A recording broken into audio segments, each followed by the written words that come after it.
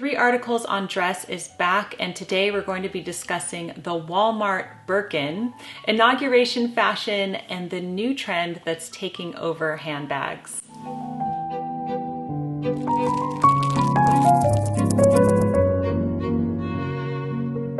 Hello everyone, Jennifer here, and welcome back to the Daily Connoisseur. 3 Articles on Dress is a series on my channel where we discuss 3 current event topics having to do with fashion and style. So today we're going to talk about the Walmart Birkin, inauguration fashion, and a new trend in handbags. Okay, let's jump right into the first article, which is from BuzzFeed, and it is discussing the viral Walmart Birkin bag. Have you heard about this?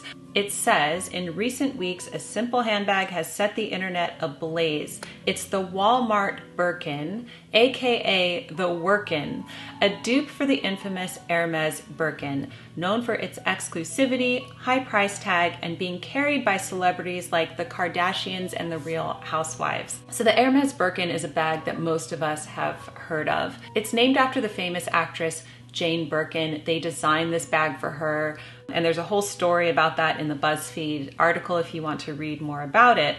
But the article goes on to say that since its inception, the Birkin has become one of the most exclusive and coveted handbags on the luxury market. And this is because Hermes only produces a certain number of bags each year, and purchasing from them directly is actually a really lengthy and selective process, so not anyone can just walk in and buy a Birkin bag. And because of this, resale value on Birkins are quite high. So Walmart decided to, get a piece of this pie, and they created the Walmart Birkin bag. From there, it went viral. Content creators were sharing it, and thousands of people flocked to Walmart's website to try and nab one for themselves. The article says, although both listings have since been pulled, the site sold 2 handbags similar to the Birkin. So they only sold this for a short period of time, and I don't know why. I mean, I feel like that's like a lawsuit waiting to happen, right? They literally sell a bag called the Birkin. It's no longer available, but it was retailing for between $60 to $100.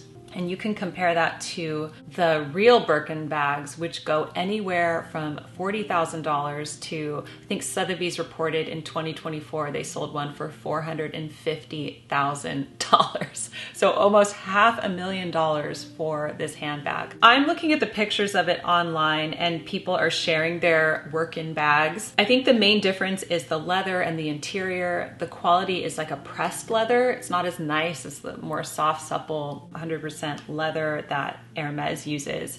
And I can always tell when I see a fake bag, always. I just know because it looks kind of flimsy and thin. And say what you want about the luxury brands, yes, they definitely mark up the price way too high, but generally they use pretty good materials. I would love to know if you would ever buy a Walmart Birkin. Here's my thoughts on that. I feel like if you can't get the real thing, then you shouldn't try to imitate it necessarily, but you can definitely pull inspiration from it. So for example, I love the Teddy Blake bags, and whenever I use the Teddy Blakes, I've had people ask me if those bags are Hermes. I do feel that if you're dressed well and you're wearing a nice quality handbag, it doesn't have to be a designer handbag. It makes the outfit look really good.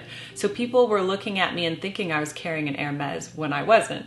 But I think that you can get the overall look for less with these handbags, but I don't think that anyone should ever copy something outright completely. I don't think that that's right. I think definitely taking inspiration from the Birkin bag is a great idea, but trying to completely mimic it cheapens the Birkin, and also it's like everybody knows it's not real. It's like just, I don't know. Give some of the smaller handbag companies a try.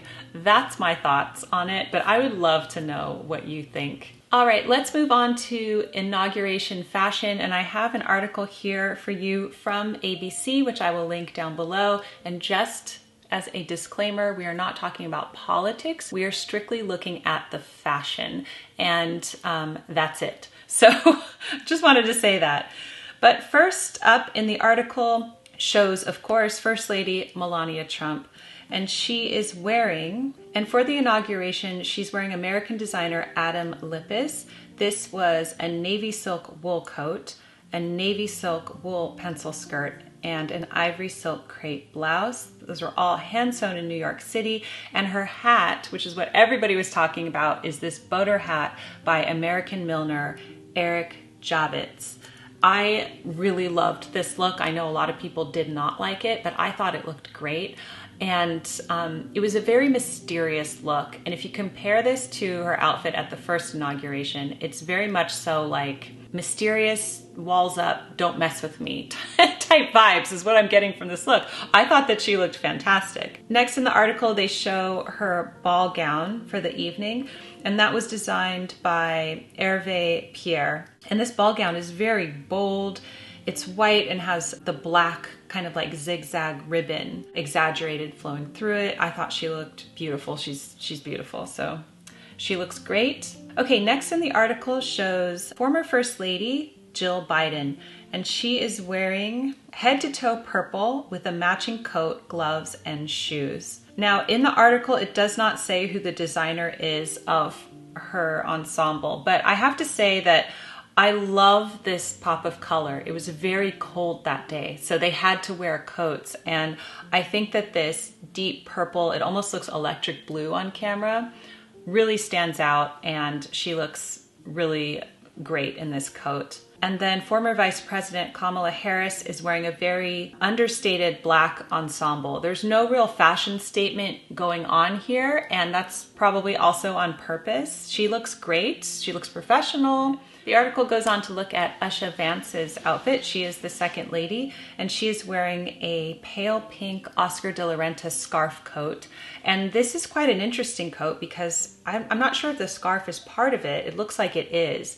Like it goes up as a high collar, goes forward, and then ties around the middle. And I think it's just a very polished way to keep warm, and it looks good. And then her ball dress was by Reem Acra, and that's really beautiful. I like the neckline a lot and the color. There were two people that really got a lot of flack for what they wore to the inauguration, and the first one was Lauren Sanchez, who is Jeff Bezos' fiance. Now, I have to say that I actually love Lauren Sanchez. I know she gets a lot of hate, but when I was in my 20s, I watched her on Good Day LA like every morning, and I just really liked her. I always have.